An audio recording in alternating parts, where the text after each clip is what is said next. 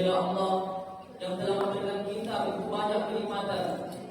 Di antara nikmat Allah yang telah Ia berikan kepada kita, yakni nikmat kesehatan dan juga kesempatan.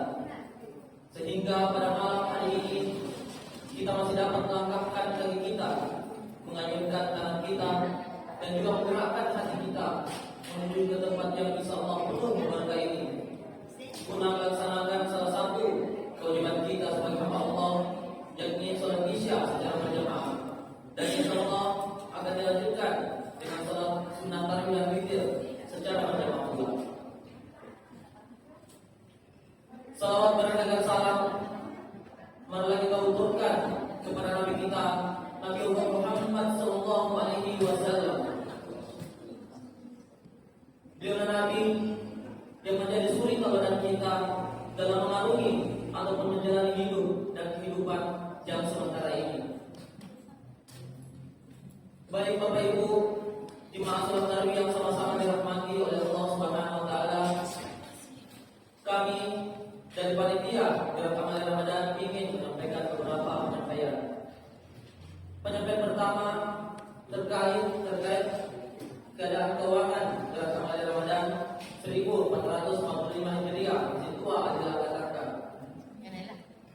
Diawali dari satu kas sebesar 11.861.000 rupiah. Adapun penerimaan isi kotak amal malam 27 sebesar 760.000 rupiah. Adapun sumbangan dari hamba Allah yakni sebesar 300.000 rupiah. Jadi jumlah penerimaan sebesar 1.060.000 rupiah. Adapun pengeluaran biaya rutin tarbiah sebesar 750.000 rupiah. Pengeluaran selanjutnya perlengkapan buka puasa sebesar 54.000 rupiah. Jadi jumlah pengeluaran sebesar 804.000 rupiah. Sehingga saldo pada malam hari ini sebesar 12.117.000 rupiah. 12.117.000 rupiah. Informasi selanjutnya, nama-nama yang akan menghidangkan buka puasa besok, yakni pada tanggal 28 Ramadan 1445 Hijriah. Yang pertama, Nyonya Wilayah Ramadan Tuang Jenaba SH. Yang kedua, Nyonya Pamiluddin Desitaba SE. Yang ketiga, Nyonya Khairul Aman Denjade. Yang keempat, Nyonya Jendrales Wahid Hasil Rupan Lingkapa MSI. Yang kelima, Nyonya Anwar dan Setuju. Yang keenam, Nyonya Alfa Asis. Yang ketujuh, Nyonya Arsyad dan Dewa. Yang kedelapan, Nyonya Bahar dan Romo. Yang kesembilan, Nyonya Salahuddin dan Gasti. Yang kesepuluh, Nyonya Sulfikar. Yang ke-11, Nyonya Sarja dan Sarkala. Yang ke-12, Nyonya Taufik Hidayat. Yang ke-12, yang ke-13, Nyonya Henta dan Putu. Yang ke-14, Ibu Syamsiah dan Nijing.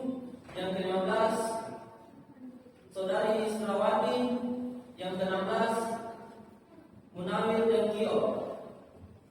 Dan kami juga berterima kasih kepada jemaah yang telah membawa hidangan buka puasa sore tadi.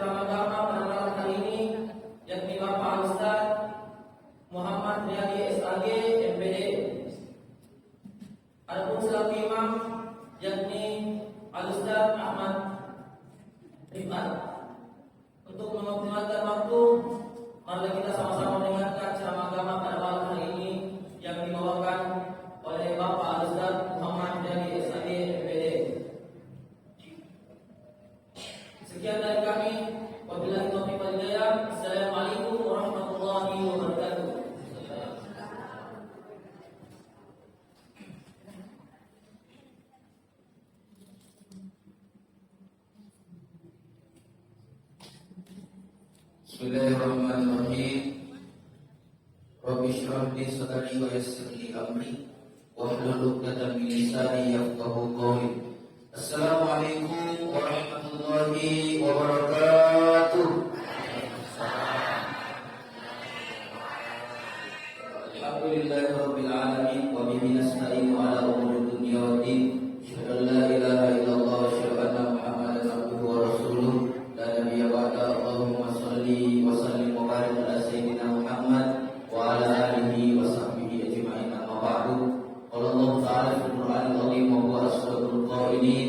Syahrul Ramadan alladzi unzila fihi al-Qur'an ila akhiril ayat. Wa qala Rasulullah sallallahu alaihi wasallam buniyal Islam ala khamsin ila akhiril hadis. Sadaqallahul azim wa sadaqa rasulun nabiyul karim wa nahnu ala dzalika minasy syakirin wa syahidin walhamdulillahirabbil alamin. Hadirin jamaah Bapak Ibu sekalian yang saya muliakan, gimana kabar tasih Bapak Ibu? Alhamdulillah. THRT gimana kabarnya? Alhamdulillah. Bersyukur kita kepada Allah Subhanahu wa taala dengan mengucapkan alhamdulillahirabbil alamin. Oleh karenanya Allah Subhanahu wa taala masih berikan kita nikmat kesempatan sehingga malam ini kita sudah berada, yang insyaallah kita akan lakukan sebentar malam tarawih yang ke-28. Artinya apa, kita dan tadi melaksanakan puasa Ramadan yang ke-27. Ini adalah bentuk karunia dari Allah Subhanahu wa taala yang sangat besar. Maka kita ucapkan alhamdulillahirabbil alamin. Salawat dan salam semoga tercurah kepada baginda Rasulullah sallallahu alaihi wasallam. Allahumma shalli wa sallim wa barik alaihi, pada para sahabatnya, para tabi'in, alim ulama yang senantiasa istiqomah terhadap sunnah-sunnah baginda Rasulullah sallallahu alaihi wasallam. Jemaah yang dimuliakan oleh Allah Subhanahu wa taala, malam ini kita sudah berada di akhir Ramadan. Kemudian kita bahas sedikit tentang hadis Nabi sallallahu alaihi wasallam. Kemudian hadis ini di dalam riwayat Imam Muslim bersambung kepada para sahabat dan bersambung kepada Rasulullah sallallahu alaihi wasallam. Rasul sallallahu alaihi wasallam bersabda dalam hadisnya, "Buniyal Islam ala khamsin." Rukun-rukun itu ada 5. Salah satu di antaranya yang kita akan bahas singkat-singkat malam ini, salah satu di antaranya yaitu berpuasa. Yang kedua yaitu berzakat. Nah, malam ini kita berbicara sedikit tentang masalah puasa dan berzakat. Puasa itu jamaah sekalian, ketika diturunkan ini ayat, kan biasa mendengar itu ayat ya ayyuhalladzina amanu kutiba alaikumusiyam kama kutiba alal ladzina min qablikum la'allakum tattaqun. Biasa kita dengar ayat ini, kemudian kita bahas sedikit sejarahnya. Ketika turun ayat ini Bapak Ibu sekalian, Nabi itu umurnya 53 sampai 54 tahun. Artinya apa? Nabi hanya melakukan puasa Ramadan itu 9 kali, 8 kali 29 hari, 1 kali 30 hari. Jadi tidak boleh bertengkar. Mana benar ini? 29 atau 30? Benar semua. Yang tidak benar itu kalau 28 di puasa karena ini 1 hari. Jemaah yang dimuliakan oleh Allah Subhanahu wa taala, inilah yang disebut dengan al-ikhtilafur rahmah. Perbedaan itu adalah rahmat kasih sayang Allah Subhanahu wa taala. Yang mana benar semua dilakukan Nabi sallallahu alaihi wasallam, namanya metode hisab, namanya juga metode ru'yatul hilal. Saudara itu yang Muhammadiyah namanya hisab. Saudara kita yang NU pemerintah namanya ru'yatul hilal. Metode hisab itu seperti metode matematika, metode hitung-hitungan. Kalau 29 bulan Sa'bannya 30 hari Ramadannya, dan 30 hari pasti Ramadan orang-orang Muhammadiyah. Berbeda lagi dengan orang-orang ru'yatul hilal. NU pemerintah dia harus nanti rombong naik itu bulan baru. Inilah yang disebut dengan perbedaan. Itu adalah rahmat kasih sayang Allah Subhanahu wa taala. Kan ini namanya furu, tentang masalah yang pokok-pokoknya di daun-daunnya ini, bukan tentang masalah pokok-pokoknya.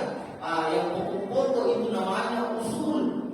Kalau tentang masalah bolehkah kita sholat dengan bismillah sih? Boleh. Bolehkah kita sholat dengan boleh, tetapi tidak beradab kalau tiba-tiba didorong jadi imam di masjid Al-Hilal ini baru tidak bismillah nih, karena tradisinya orang di sini besar bismillahnya.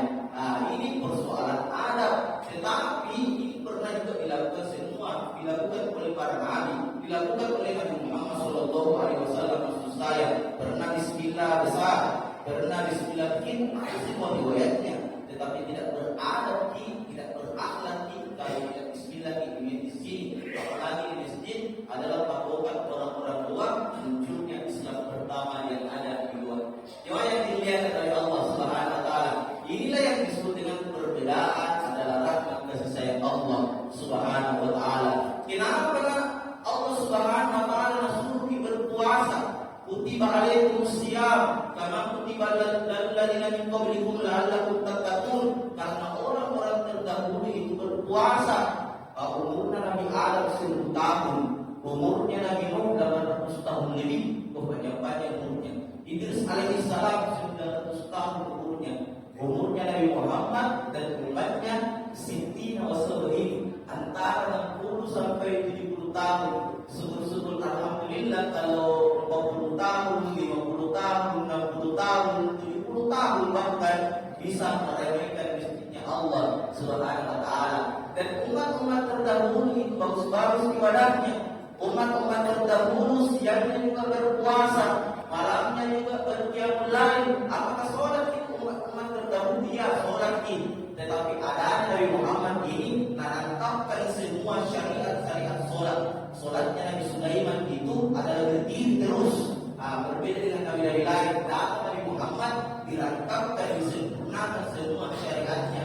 Maka kata Nabi Musa alaihissalam, seandainya saya hidup di waktu zamannya Nabi Muhammad, saya akan tinggalkan syariatku dan mengikuti Nabi besar kita Muhammad Sallallahu Alaihi Wasallam. Jadi syariat Nabi Muhammad itu merangkap mengatur semua dari syariat Nabi-Nabi terdahulu. Jadi umat-umat terdahulu juga itu berpuasa siangnya. Kita juga berpuasa di siangnya. Umat-umat terdahulu juga berperang. Kita juga berperang dengan cara bekerja. Umat-umat terdahulu juga berqiyamul lail. Kita juga bertarawih. Lalu bagaimana caranya untuk menselebeli dengan umat-umat terdahulu? Caranya itu diberikan di bulan suci Ramadan. Maka di dalam bulan suci Ramadan itu ada ulama yang mengatakan ada di dalamnya itu yang namanya malam Lailatul Qadar. Kalau kita beribadah di dalamnya lebih baik daripada 1000 bulan. Jauh-jauh hari Nabi Muhammad SAW berdoa, Allahumma barik lana fi Rajab. Bulan Rajab itu adalah bulannya Allah. Bulan Sa'ban itu adalah bulannya Rasulullah. Kenapa bulannya Rasul? Karena Rasul itu waktu saat bulan Sa'ban banyak sekali puasa sunnahnya. Maka bertanya para sahabat, ya Rasulullah, mengapa paling banyak sekali puasa sunnahnya Rasul hari ini, bulan Sa'ban ini?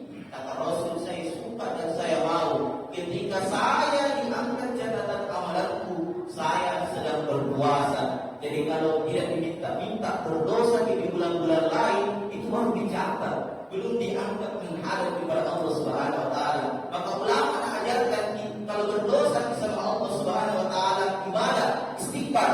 Kalau berdosa dengan manusia meminta maaf. Bulan suci Ramadan ini adalah bulannya umatnya Rasul Sallallahu Alaihi Wasallam. Untuk apa? Untuk menselebeli dengan umat-umat terdahulu yang panjang-panjang umurnya, lalu bagus juga ibadahnya. Di dalam bulan Ramadan ini ada namanya malam Lailatul Qadar. Kalau kita beribadah di dalamnya lebih baik daripada 1000 bulan. Tanassalul malaika waruhu fiha bi'izni rabbihim min kulli amrin salam. Tahukah engkau apa itu malam Lailatul Qadar? Lailatul Qadar itu lebih baik daripada 1000 bulan. Dan ketahuilah di malam Lailatul Qadar itu turun semua malaikat-malaikat yang dipimpin oleh malaikat Jibril alaihissalam untuk mencatat semua amalan-amalan yang dilakukan oleh umat-umatnya Rasulullah Sallallahu Alaihi Wasallam.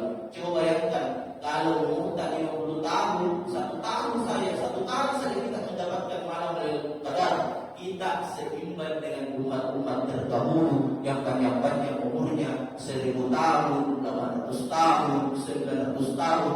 Umat-umat terdahulu panjang umurnya, bagus juga ibadahnya, kita pendek diberikan di malam Lailatul Qadar untuk menselepeli umat-umat terdahulu. Jamaah salat tarawih yang dimuliakan oleh Allah Subhanahu wa taala. Hari inilah yang dinamakan bulan suci Ramadan, bulan pengampunan. Lalu apa hikmahnya bulan suci Ramadan ini? Satu, Bapak Ibu sekalian, nah ada di bulan suci Ramadan bangun sebelum azan subuh.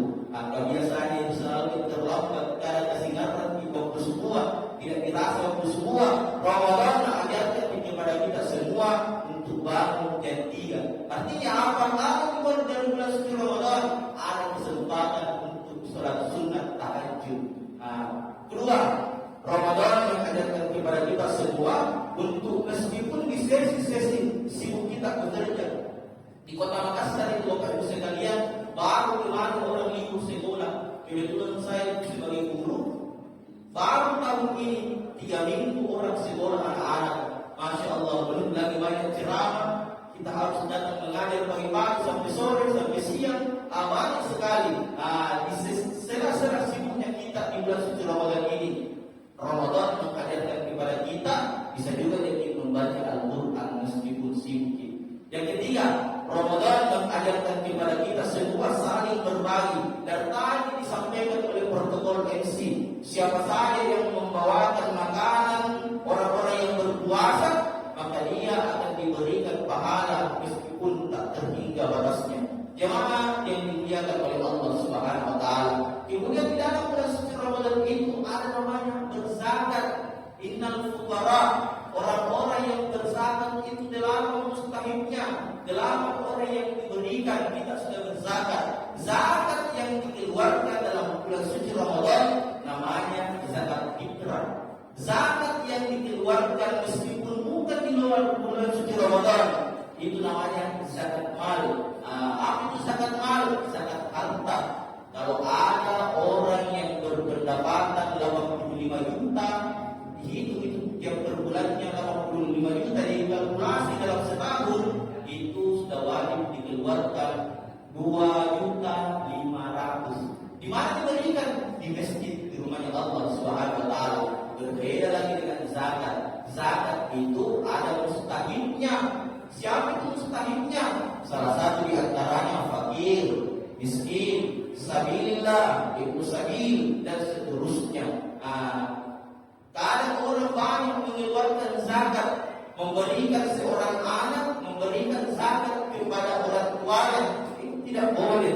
Tidak boleh kita berzakat menuju golongan atas, harus menuju ke golongan bawah. Maksudnya apa? Seorang ibu atau ayah harus mengeluarkan zakatnya kepada anaknya. Tidak boleh seorang anak mengeluarkan zakat kepada orang tuanya. Inilah disebut dengan aturan fikih. Aturan fikih ada aturan mainnya, dan ulama mengatakan seperti begini aturannya.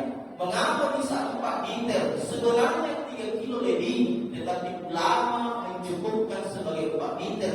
Jangan sampai itu berkurang, bahkan 4 liter itu lebih, kata ulama. Maka zakat fitrah itu zakat penyucian makanan pokok. Ulama mengatakan, Imam Syafi'i mengatakan boleh dikeluarkan dengan zakat pokok. Kalau di Indonesia, di Makassar, di luar kita makan artinya beras. Kalau di Arab Saudi, di Tengah, dia keluarkan gandum. Imam Syafi'i. Tetapi Imam Syafi'i mengatakan tidak boleh pakai uang.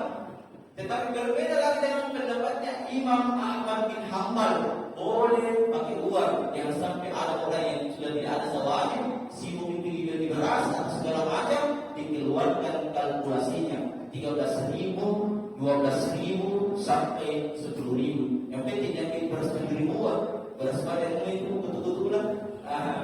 Jemaah yang dimuliakan oleh Allah Subhanahu wa taala, inilah yang disebut dengan beras makanan pokok. Jangan sampai Allah Subhanahu wa taala menitipkan sangat banyak harta, lalu mau keluarkan zakat fitrah dengan pakai uang, lalu zakat fitrah yang paling murah, tidak boleh. Keluarkan zakat fitrah sesuai yang kau makan. Kalau beras yang kau makan 15.000, keluarkan beras yang 15.000. 15.000 kali 4 Inilah yang disebut dengan aturannya fikih, aturannya agama semua Bapak Ibu sekalian. Yang yang dimuliakan oleh Allah Subhanahu wa taala, tidak boleh kita terlalu banyak karena insyaallah kita akan melaksanakan salat tarawih secara berjamaah. Semoga Allah Subhanahu wa taala panjangkan umur kita. Sebelum saya tutup ceramah ini, mari kita sama-sama membaca surat Al-Fatihah. Semoga Allah Subhanahu wa taala berikan kita nikmat kesehatan, kesempatan sampai di akhir-akhir Ramadan kita istiqomah beribadah kepada Allah Subhanahu wa taala, dan Allah Subhanahu wa taala sampaikan lagi kita di Ramadan yang tahun depan, Ramadan tahun 2025. Amin amin ya rabbal alamin. Ala hadhihi wa kullu niyatin salihah. Al-Fatihah.